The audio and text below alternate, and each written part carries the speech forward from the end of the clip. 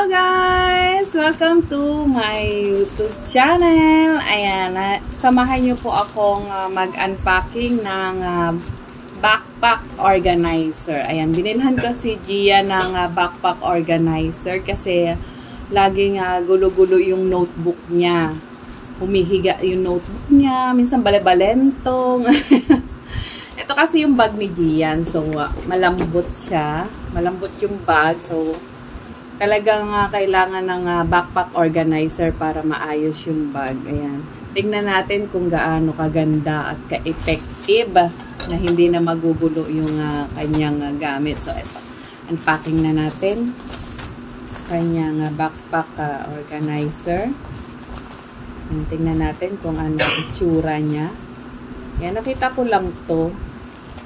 Siyempre, dala ng curiosity. Ayan, binili natin. Tingnan natin kung maganda.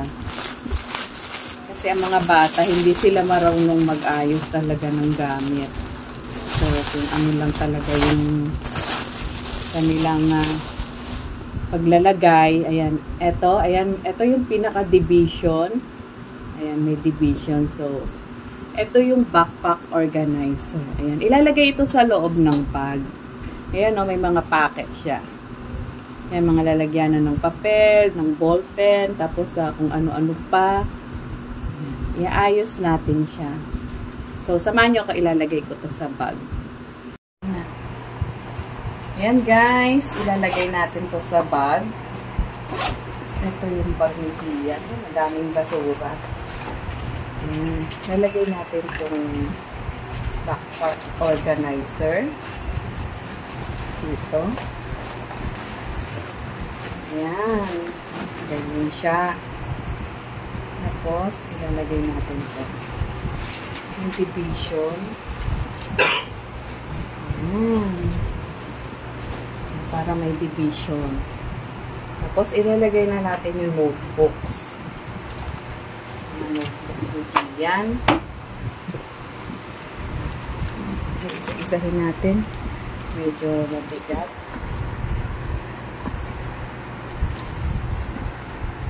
O, diba? O nga, effective siya. Magandang tingnan. Ito yung papel. Tapos, yung mga maliliit na papel niya. Lagay natin dito. Then, yung kanyang crayon, pangkulay. Dito siya sa, yung kanyang pencil case. Ayan, guys, madami pa siyang pwedeng ilagay. Pwede dito yung kanyang wallet, tapos mga pencils. Ayan guys, diba? Ang ganda, effective nga siya. Ayan, thank you guys. Salamat. Ayan guys.